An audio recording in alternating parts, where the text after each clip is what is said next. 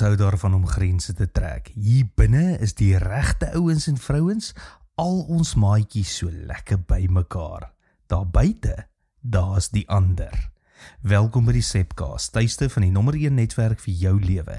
Hier draai ons geliefde stories op hulle koppe, kyk na wat die geskiedenis dalk misgekyk het en ontdek saam hoe Jesus ons nooi in 'n groter storie in as onsself, daar waar ons bly, werk en speel. Ons doen dit in geloof, in politiek, selfs in gesinne. Dis menslik, ons voel veiliger wanneer ons weet wie in en wie uit is. Maar dan lees jy 1 Timoteus 2, God wil hê dat alle mense gered moet word.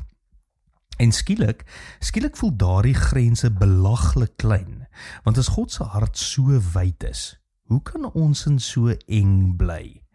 Kyk na Jesus, hy praat met mense wat niemand wou aanraak nie, melaatses, tollenaars, vroue met slegte reputasie. Hy breek die sirkel van uitsluiting oop, telkens, weer, oor en oor. Elke maaltyd wat hy eet, word 'n profetiese daad. Die tafel word langer, die stoele word meer. Dit is die wye hart van God in aksie. En miskien is dit die diepste vorm van genade. Nie net dat God my vergewe nie, maar dat hy ook die vergewe wat ek nog nie kan nie. Nou ware genade rek jou verbeelding. Dis soos die see. Hoe verder jy inloop, hoe meer ontdek jy daar's geen wal nie. Ons verstaan dit te min, want ons leef in 'n wêreld van ons en hulle.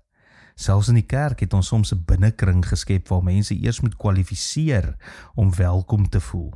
Of ons groepies, ons ou kliks, dieselfde ou spulletjie weer by mekaar.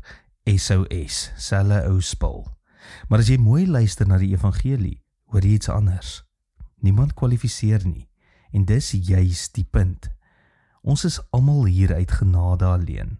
Nou by SA Gemeente sê ons wil die nommer 1 netwerk vir jou lewe wees, 'n netwerk sonder mure, 'n gemeenskap waar elke mens, ongeag hulle verlede, taal, land of twyfel, welkom is om aan die tafel te kom sit. Want dis hoe die koninkryk lyk, een groot tafel, oop arms, baie stoele, en as jy wonder hoe wyd God se hart is, kyk sommer na die kruis. Sy arms is oop, nie net vir die wat glo soos jy glo nie, maar vir almal wat hom nog soek. Vir almal wat val en weer probeer, vir almal wat dink is te laat. So miskien vra genade van ons om vandag 'n muur minder en 'n stoel meer te bou. Want God se hart is wyer as ons verbeelding.